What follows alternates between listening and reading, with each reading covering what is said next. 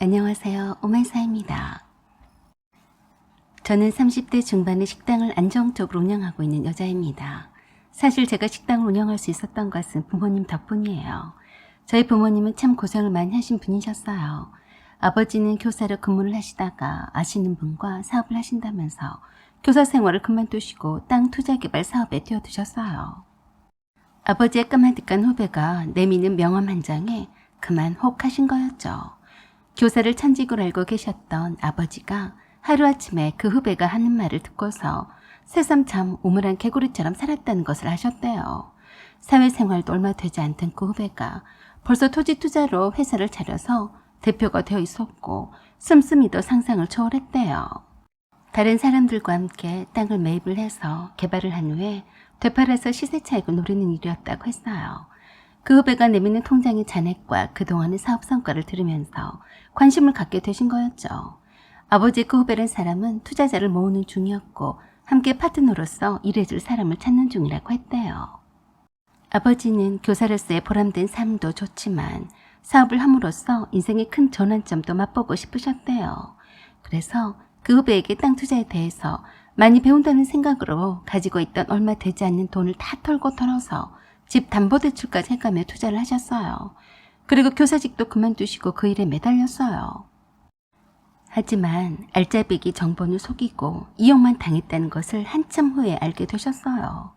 엄마는 아버지가 세상 사람들이 아버지처럼 다 그렇게 착하고 거짓이 없는 줄 착각하신다면서 늘 귀가 얇으신 아버지를 걱정을 많이 하셨었어요.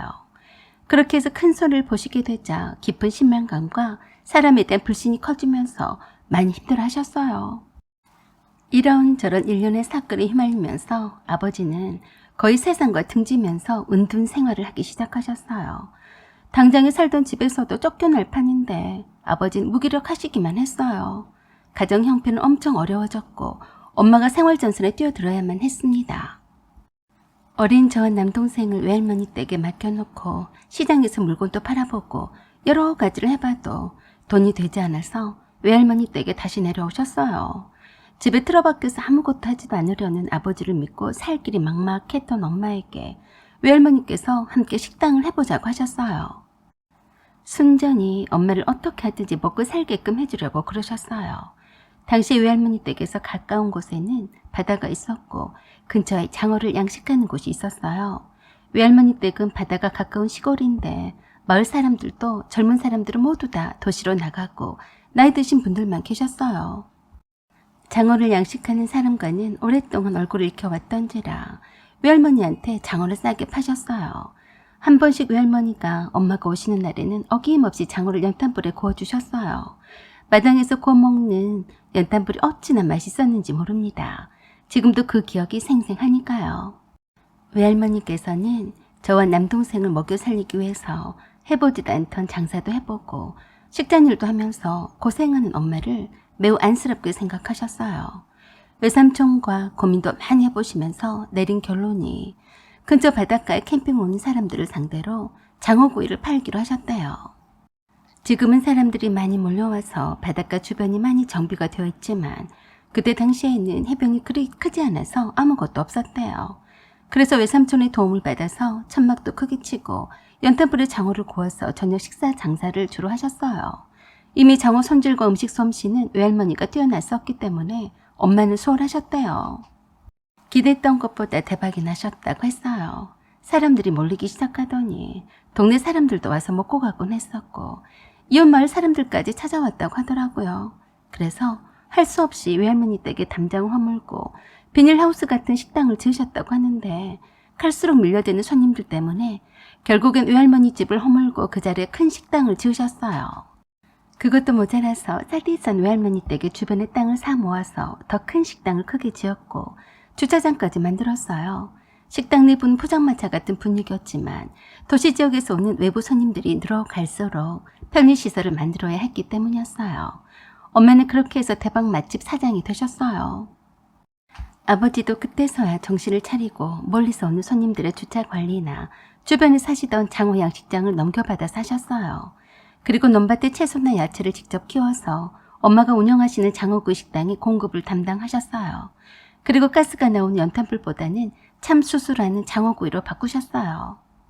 산골짜기 시골에는 투박하기가 이를 데 없는 식당이었지만 바로 그 맛에 사람들이 입소문 타고 몰려왔습니다. 거기에다가 식사 후에 조금만 걸으면 바로 바다가 보였으니 주말에 바람 쐬러 찾아오는 미식가들이 줄을 이었어요. 심지어 텐트족들도 밀려왔습니다. 차박하는 분들도 많았어요. 외할머니와 엄마가 그 시골집에서 장어구이에 성공을 거두자 동네 분들의 자녀들도 하나 둘씩 시골로 내려와서 장어구이 식당을 열었어요. 양식장을 싸게 넘겨받아서 운영을 해오고 있던 아버지는 즐거운 비명을 지를 정도였어요. 워낙에 식당이 개방감이 있고 크고 넓어서 손님 간 자리가 널널했기도 했고 멀리서도 한가한 야외 쪽으로 많이들 찾아왔어요. 그리고 여름에는 남동생이 인터넷으로 장어를 팔기 시작했는데 매출도 장난이 아니었어요. 오죽하면 저에게 회사를 그만두고 함께 일을 도와달라고 하더라고요. 하지만 엄마가 반대하셨어요. 도시에서 직장생활을 하다가 결혼을 하기를 원하셨어요. 외할머니와 부모님의 그런 덕분에 저와 남동생은 별 어려움도 없이 하고 싶은 거 다 하고 살 수 있었어요. 원 없이 학원도 보내주셨고 좋은 대학에 가면서 기숙사 생활을 하지 않아도 될 만큼 지낼 집도 얻어주셨어요. 저와 남동생은 어쩌다 방학 때 시골집에 내려갈 때 식당 일이 바쁘면 잠깐 도와준 거 외에는 식당 일에는 관여하지 않았어요. 비록 남동생이 손질한 장어를 인터넷으로 판매하는 일을 하고 있지만 부모님도 저와 남동생이 열심히 공부를 잘해서 좋은 회사에 취직하기를 원하셨어요. 그렇게 해서 취업한 곳에서 남친을 만났어요. 남친은 건축학과를 나와서 건설회사에 취업을 했다가 나온 지 얼마 되지 않아서 인테리어 사무실을 차렸어요. 저는 남친이 다니던 건설회사에서 함께 다니다가 만났어요. 원래 남친은 성격상 그 건설회사에 오래 다닐 생각을 하지 않았어요. 40대 들어서면 회사를 조기 퇴직을 하는 것을 보면서 일찌감치 이직할 생각을 꿈꾸고 있었어요. 남친 말에 의하면 남친의 어머니가 건물주라고 했어요. 그래서 남친 어머니에게 부탁해서 사무실로 하나를 무상으로 빌려 쓸 수 있다며 자기 사업을 하고 싶어 했었죠. 그 즈음에 결혼발이 오고 갔어요. 남친의 어머니가 엄마가 운영하시는 시골 식당에 가셔서 장어구이를 드시고 왔다고 들었어요. 그러는 얼마 지나지 않아서 저를 찾아오셨어요. 내가 바람도 쏠 겸 해서 나연씨 엄마가 운영하는 장어구이 식당에 가봤어요. 왜 진작에 말하지 않았어요? 요새 어떤 세상인데 식당에 줄 서 있는 집이 어딨어요. 매출이 엄청나겠던데.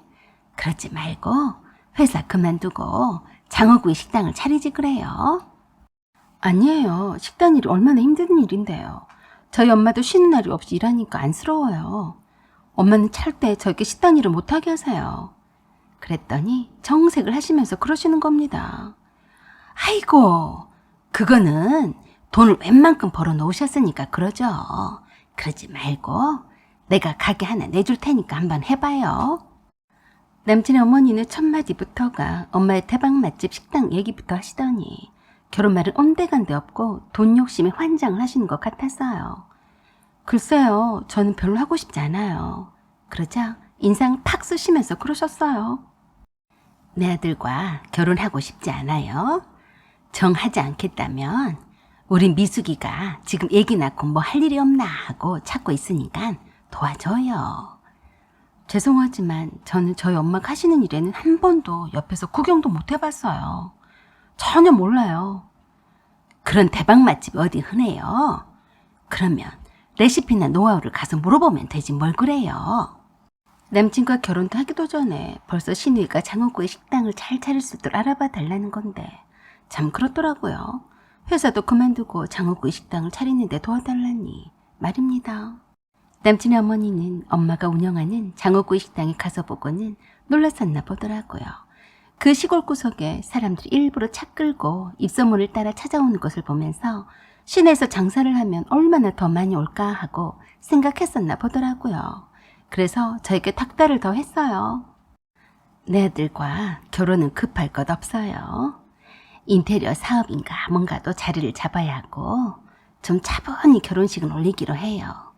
그보다 먼저 나연 씨는 회사를 그만두고 어머니가 하신다는 장어구이 전문 식당을 이곳에 분점을 낸다 생각하고 한번 해봐요.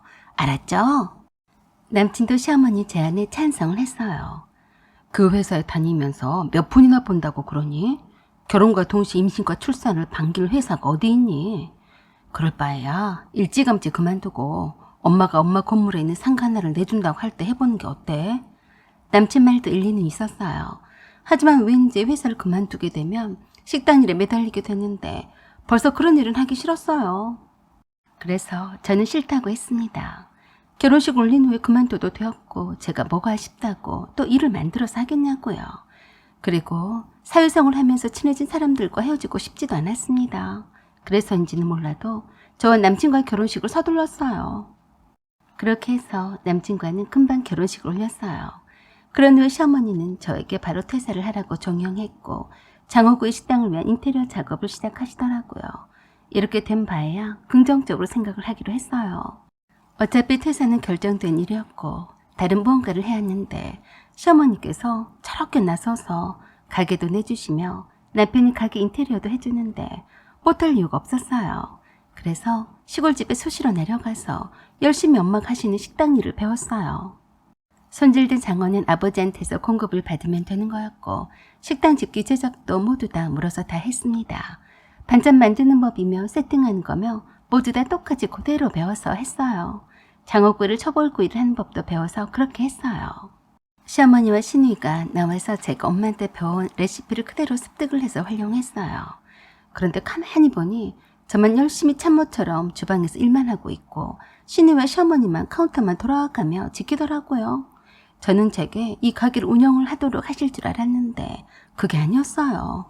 저는 죽도록 불 앞에서 일만 하고 있었어요. 제가 아니었으면 식당 운영은 불가능했어요. 그래서 제가 시어머니께 말씀을 드렸습니다. 어머니, 이 가게를 제가 운영하게끔 해주세요. 그게 아니라면 저는 그만두겠어요. 화들짝 놀라시면서 그러셨어요. 이렇게 다 차려놓고 네가 없으면 되겠니? 이 정도 했으면 됐죠. 형님과 어머니가 식당 운영을 하시면 되죠. 그게 말이나 되냐? 장어 공급도 다 네 친정아빠한테서 받고 있는데 네가 나서서 해야지. 안 그러냐? 죽도록 주방에서 일만 시켜먹고 나 몰라라 했어요. 그래서 식당 일에 손을 떼기로 했다고 선언을 하자마자 시어머니가 그러셨어요. 네가 미친 거니? 너를 공짜로 부려먹었냐? 말 같은 소리를 해라. 그러던지 말던지 저는 힘이 들어서 더 이상 식당 일에 관여할 의지가 없었어요. 시어머니도 장어구이 식당의 음식 레시피나 운영 노하우도 어느 정도 파악이 되었다 싶었는지 저에게 큰 소리를 치셨어요. 그거 조금 이랬다고 죽는 소리를 하고 자빠졌냐? 어머니도 주방에 가셔서 일을 해보시고 말씀하세요. 참마 아줌마도 있는데 제가 할 필요가 있나요? 그리고 장어구이 굽는 법도 제가 가르쳐드렸으니까 된 거잖아요. 형님과 함께 잘해보세요. 저는 이제 그만두겠습니다. 그랬더니 벼락치는 소리를 하셨어요. 그럴 거면 내 아들과 이혼을 해라. 너는 내 며느리가 아니다. 라고 하시며 갖은 막말을 퍼부으셨어요. 저를 믿고서 편안히 식당 일을 운영을 해볼까 했었는데 제가 그만두겠다고 하니까 미웠던 거죠. 그때 알았어요. 처음부터 며느리인 제게 가게를 내주실 생각이 없었던 거예요. 그저 엄마의 맛집 식당의 레시피와 운영 노하우를 빠른 시간 내에 알아내서 돈벼락을 맞고 싶었던 거죠. 이미 웬만한 거는 다 알아냈으니까 되었다 싶으셨는지 저에게 함부로 하셨습니다. 남편도 시어머니 편이었어요. 당신 미쳤어? 지금 그만두면 그동안 당신이 고생한 보람이 없잖아. 네가 거기서 짱 받고 눌러 있어야 그 가게를 너한테 주실 거 아니야. 지금 그렇게 나오면 어떡해. 그러면 누나한테 좋은 일 시키는 거 아니냐고. 정말 웃기더라고요. 남편은 시어머니가 그 가게를 주실 거라고 믿고 있었어요. 어떻게 보면 사실은 당연했어요. 왜냐하면 그 상가 건물은 시어머니 것이었지만 내부 인테리어나 구상이며 내부 집기들과 세부적인 모든 사항들을 남편과 제가 다 손때 묻어가며 해왔으니까요. 하지만 시어머니는 저를 참모 아줌마처럼 부려먹을 생각만 했고 운영에 관해서는 사사건건 간섭을 했어요. 형님은 그냥 놀고 자빠졌고요. 욕심이 많은 남편과 그 이후로 태판 싸우게 되었고 저를 잘 이해하지 못했어요. 그런 것을 본 시어머니는 더더욱 이혼하라고 노래를 불렀어요. 시골 바닥에서 식당을 하는 집에 딸이면서 주제도 모르고 일 좀 시켜 먹었다고 식당을 뛰쳐나갔냐? 나는 그런 며느리는 필요가 없다. 당장 이혼해버려. 그래서 저도 시어머니께 한 말씀 드렸어요. 시골 바닥에서 식당이 나는 집의 딸이라고 하셨어요. 그런데 그런 집의 딸에게 뭐가 아쉬워서 가게를 하나 내줄 것처럼 하시더니 다 빼먹은 것 같으니까 이젠 필요 없다 이건가요? 제가 미쳤다고 어머니 종노릇을 하겠어요? 저도 이혼할 생각이니까 미자료나 준비해 두세요. 그동안 식당을 차리면서 죽도록 일만 시켜 먹었는데 제가 위자료도 안 받고 이혼을 하면 억울했어요. 주지 않겠다고 뻐기는 것을 변호사와 상의해서 이혼 소송하겠다고 했더니 먹고 떨어지라는 식으로 몇 푼 던져주더라고요. 얼마 안 된 결혼 생활이라 많지 않은 금액이었지만 감정적으로 위안이 되었어요. 그래도 그런 과정에서 얼마나 비유가 거슬리고 감정이 상했던지 그냥 두고는 못 보겠더라고요. 그래서 저는 작정을 하고 보란 듯이 맞은편에 장어구이 식당을 개점을 했습니다. 그 빌딩도 엄마가 사주셨어요. 엄마가 직접 나서서 가게 일을 도우러 자주 오시곤 했습니다. 경쟁력이 되겠어요? 베테랑이 직접 나서 사는 집과 차려준 밥상에 숟가락만 얹을 줄만 알았던 시어머니와 시누이가 비교가 되겠냐고요. 거기에다가 아버지 양식장에서 손질을 해서 보내오던 장어도 직접 아버지가 직전에 손질해서 상에 올리는 것과 차이가 분명히 날 수밖에요. 그리고 아버지가 시어머니가 운영하던 식당에 장어 공급도 끊어버렸어요. 그랬더니 바로 몇 달 만에 폐업을 안 할래 안 할 수가 없게 되어버렸어요. 그나마 얼마 있지도 않던 손님까지 제 식당으로 스펀지 빨아들이듯이 빨아들였으니 속이 부글부글 타올랐을 거네요. 그래서 얼마나 속에 열불이 났었는지 제 식당에 시어머니가 쫓아왔더라고요. 이게 뭐하는 짓이야? 하필 맞은편에다 식당을 차리는 이유가 뭐야? 그래서 제가 그랬어요. 이유가 뭐긴요? 아줌마가 뭔데 남의 영업점에 와서 그러세요? 아줌마 약오르라고 했네요. 그럼 됐어요? 돌아가세요. 약이 오를 대로 오른 시어머니가 한참을 씩씩거리다가 돌아갔습니다. 그리고 며칠 후에 폐업을 했더라고요. 그러게 있을 때 잘하지 그랬어요. 속이 다 시원했습니다. 사연은 여기까지입니다. 구독과 좋아요 부탁드려요. 감사합니다.